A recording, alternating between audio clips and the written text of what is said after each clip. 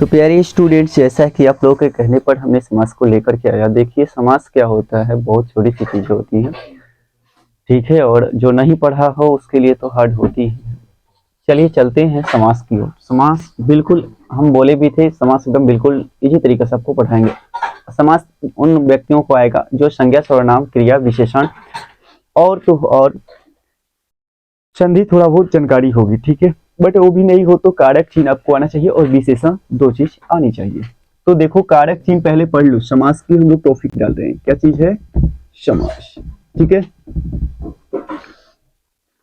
ये डिफिनेशन आपको 10th class में नहीं आएगा, ठीक है। अगर आ भी गया तो कोई दिक्कत नहीं। ये दो पदों का मेल होता है। कौन सी पदों का मेल होता है?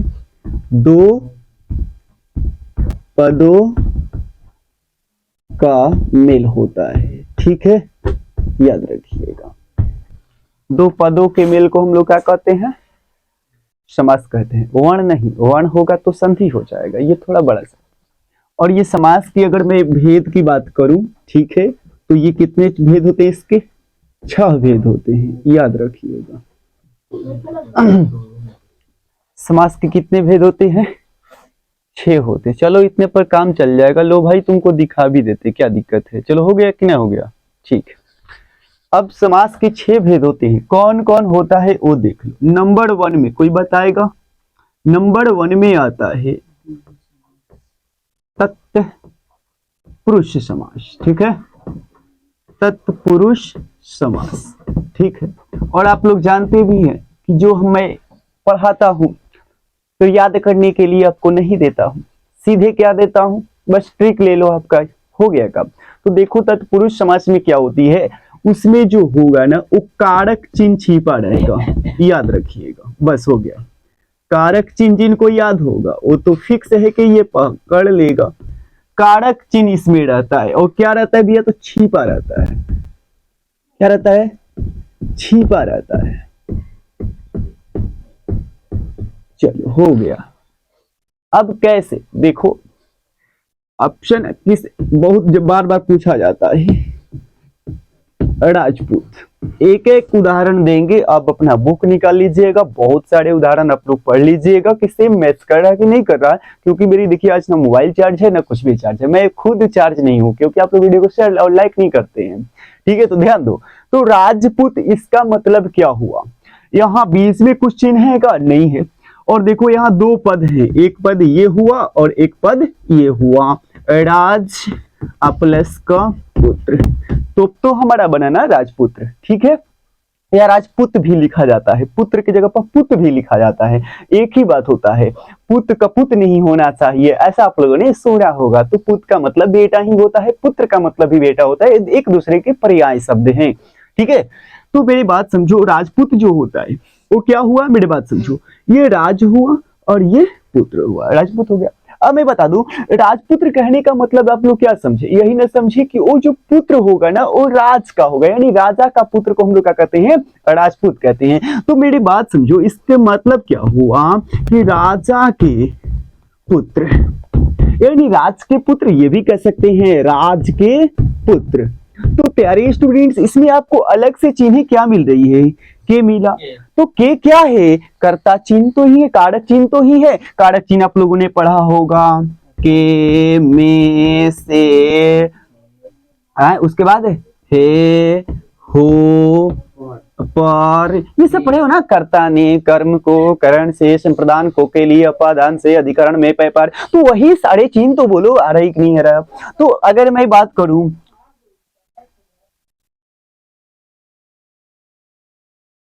कन्यादान की, थोड़ी सी बात कर लूं, क्योंकि देखो अच्छा ये बात, ऐसा क्यों एग्जाम्पल लेते हैं मालूम भी है आपको? क्योंकि एग्जाम में यही सारा सब पूछा जाता है। तो कन्यादान कौन सी समाज हुआ? तो ये जो कन्यादान हुआ, कन्या, अच्छा दान हो रही है, बट किसकी दान हो रही है? कन्या की दान हो रही है। तो यहाँ की छिपा है ना जी, कन्या की दान, कन्या की दान। अब समझो, कन्या की दान तो की छिपा हुआ है, यानी कारक चिन्ह जिसमें छिपा होता है उसको हम लोग कहते हैं तत्पुरुष समास। आई होप कि समझ में आपको आया होगा, ठीक है। इसको क्लीन कर देते हैं, इतनी समझ में आया तो। देखो आप लोग हमेशा क्या करते हैं, थोड़ा बहुत सपोर्ट करते हैं तो हम सोचते हैं आप लोग के लिए ला दें। तो ये हो गया। दूसरा आता है प्यारे स्टूडेंट्स, लगभग आपके एग्जाम क्वालिफाई करने के लिए 2024 के लिए मैं बता रहा हूं, ठीक है, आता है अव्ययी भाव समास। अव्ययी भाव समास। कोई बताएगा इसकी ट्रिक क्या है?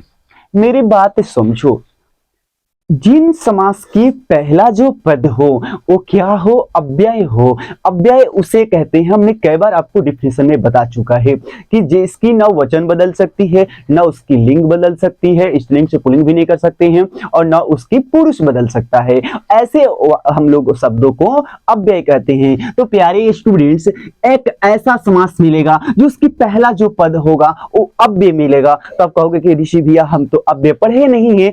कोई बात नहीं, एग्जाम आपका अव्यय जो पूछता है 3 ही 4 प्रकार के पूछता है। क्या पूछता है? शुरू में यथा लगा रहेगा।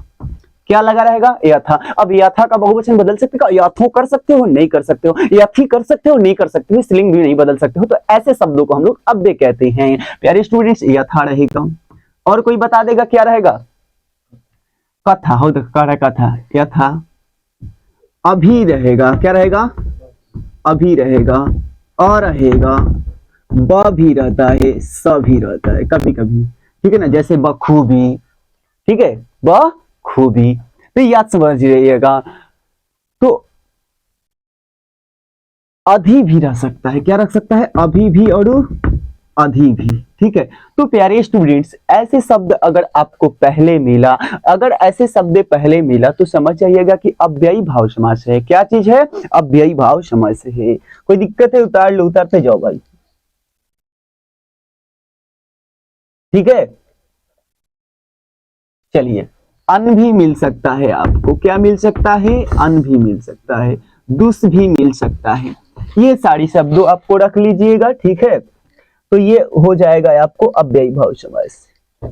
प्रति, हाँ मेन चीज है तो प्रति है। थोड़ा सा देख लो भाई, प्रति, ठीक है। अब कहोगे कि मैं किस बुक से पढ़ा रहा हूं, तो प्यारे स्टूडेंट्स, अगर मैं बुक की बात करूं, बुक की अगर मैं बातें करूं, तो आप लोग बुक की चिंता में पड़ जाइएगा, इसलिए मैं बुक की बातें नहीं करता हूं, ठीक है। कौन सी अगर ज्यादा हो कमेंट कीजिएगा कि कौन सी बुक, तो बिल्कुल पढ़ा दूंगा, ठीक है। तो अच्छा चलो, इतनी चीजें मैंने पढ़ाया। अब यही भाव समास में आपको अन भी मिल जाता है, ठीक है, लिखवाएगा, ठीक है। तो मेरी बात समझो, आपको ज्यादा नहीं करना, आपको 3 चीजें याद रखनी है, यथा, प्रति, अधि, अ। बस यही 4 चीज रखना, आपके एग्जाम क्वालिफाई हो जाएगा क्लास 10th 12th के लिए, ठीक है। बस इतना, ये होता है अव्ययी भाव समास। तीसरी नंबर की मैं बात करता हूं, ठीक। अच्छा, एग्जाम्पल भी देता चलूं, एग्जाम्पल, अच्छा ठीक है। जैसे लिखो, बोलो प्रतिदिन, कौन सा समास है? कौन बताएगा?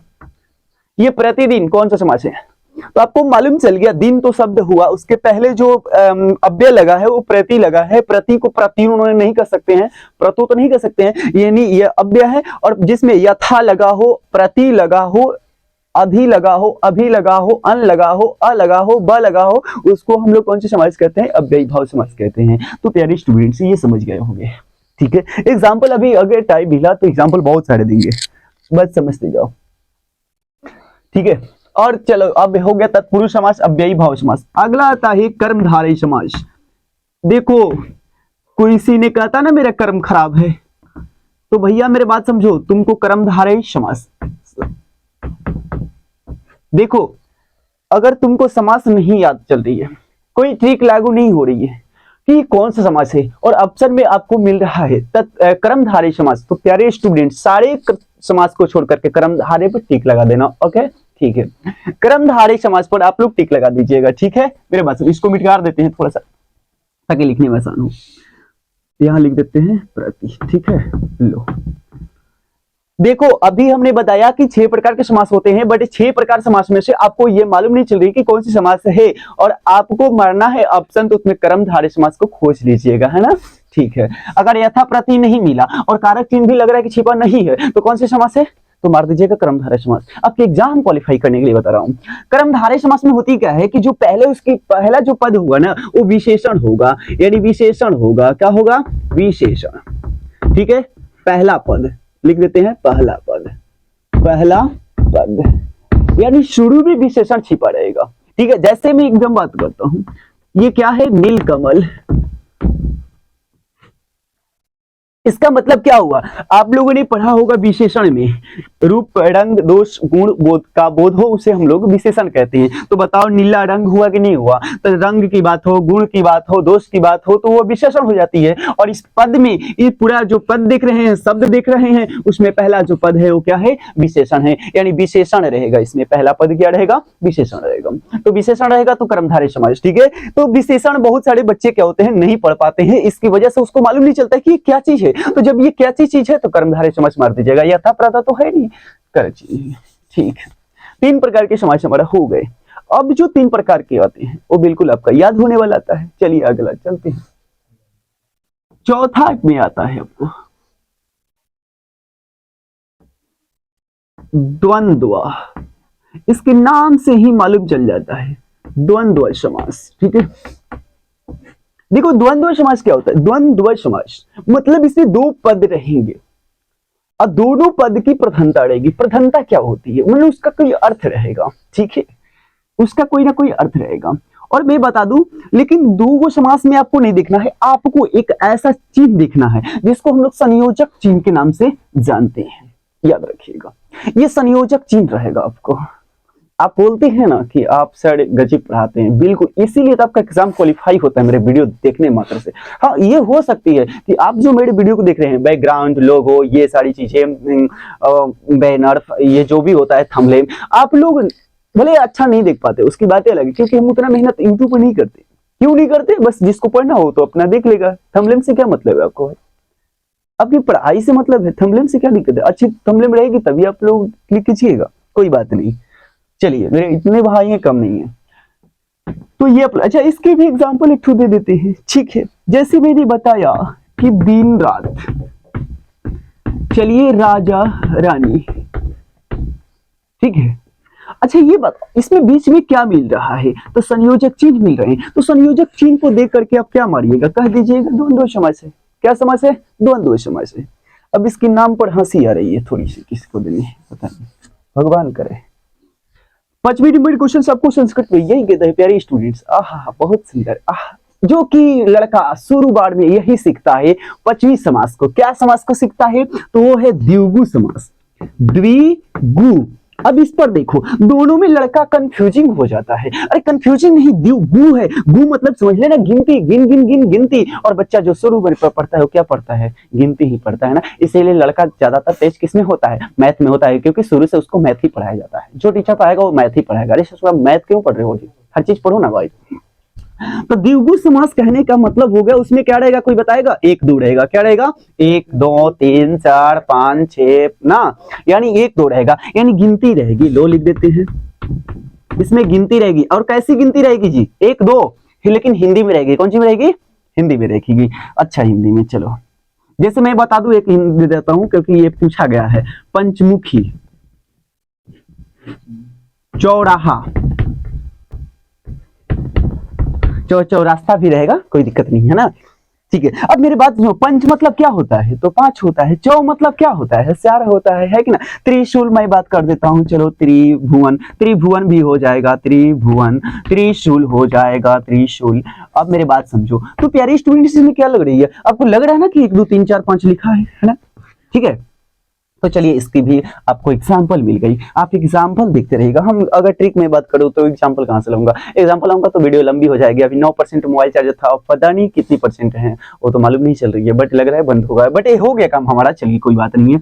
ये हो गया 6 नंबर समास। 6 नंबर समास में आती है लास्ट समास, और ये समास होती है जो एग्जाम्पल आपको पढ़ने लायक होती है और ये बात सुनने लायक होती है, बहुब्रीहि समास। क्या होता है, बहुब्रीहि समास। चलिए प्यारे स्टूडेंट्स, बहुब्रीहि समास। और एक बात करता हूं, हमारा संस्कृत व्याकरण हो रहा है समाप्त, और 2 दिन मैं पढ़ाऊंगा। संस्कृत व्याकरण जितना पढ़ाऊं उतने में से आपका एग्जाम क्वालिफाई हो जाएगा। अगर नहीं हुआ तो बोलिएगा कि नहीं हुआ। 2 चीजें और चीज मैं पढ़ाऊंगा, ठीक है। वो होता है धातु प्रकरण। क्या होता है, धातु प्रकरण से काफी क्वेश्चन पूछा जाता है, यानी करीबन ऑब्जेक्टिव की बात करूं, अगर 70 नंबर के ऑब्जेक्टिव कर रही है तो उसमें से 70 नंबर में से आपका तो समास और संधि से ही क्वेश्चन 15 या 20 क्वेश्चन ले लेते हैं, ठीक है। उसके बाद विलोम शब्द से, पर्यायवाची शब्द से लेते हैं। देखिए अब कहोगे ना कि विलोम शब्द नहीं आता है, भाई संस्कृत में विलोम शब्द आती है, बट आपको चिन्हने नहीं आता है कि कौन विलोम शब्द है, क्योंकि वो स्त्रीलिंग से पुल्लिंग चेंज करने के लिए आपको दे देता है। तो समझो कि वो विलोम शब्द ही के ही बराबर लगभग होती है, 99% हो जाता है भाई। स्त्रीलिंग से पुल्लिंग कर दो, जैसे मैं बता दूं राजा का उल्टा क्या कहोगे, रानी कहोगे ना। तो बताओ राजा की स्त्री, अगर स्त्री की मैं बात कर दूं तो क्या करोगे, रानी तो कहोगे ना, राजा की रानी। स्त्रीलिंग में बदलने के लिए बात करोगे तो राजा की स्त्रीलिंग क्या होती है, रानी ही तो होती है ना भाई। तो मेरे प्यारे स्टूडेंट्स ऐसा ना समझें विलोम शब्द क्या होती है, जितने मैं पढ़ा हूं उतना जरूर पढ़ूंगा। बहुव्रीहि समास में क्या होता है, उसका जो भी शब्द लिखा रहेगा ना, तो उसका दूसरा शब्द भी आएगा, यानी दूसरा अर्थ मिलेगा। क्या मिलेगा, दूसरा अर्थ मिलेगा, बस हो गया। और ये एग्जाम बहुव्रीहि समास दूसरा को जब 10 गो पढ़ लीजिएगा ना एग्जाम्पल, तो अपना जैसे मैं बता दूं लंबोदर, काफी बार पूछा जाता है, जो पूछा जाता है वही मैं बता रहा हूँ। लंबोदर का मतलब क्या हुआ, कोई बताएगा? उदर मतलब पेट, और लंबा पेट वाला कौन है? गजानन के भी नाम से जाना जाता है। तो मतलब तुम सोच रहे हो ना, हम कुछ कह रहे हैं दूसरा और तुम कह रहे हो कुछ दूसरा। तो प्यारे स्टूडेंट्स ये होता है। अच्छा, 10 आनन कई बार पूछा जाता है। 10 आनन, आनन मतलब मुड़ी, 10 आनन मतलब 10 गुमड़ी रावण कहो दोगे। तो ये क्या हुआ, हम करें कुछ और तुम उसका अर्थ निकाल रहे हो कुछ। तो ये प्यारे स्टूडेंट्स आज की हमारा हुआ समास खत्म। समास आप लोग पढ़ लिए। आज के लिए बाय बाय टाटा। फिर मैं लेकर के आ रहा हूँ धातु प्रकरण, ठीक है, धातु प्रकरण की ओर।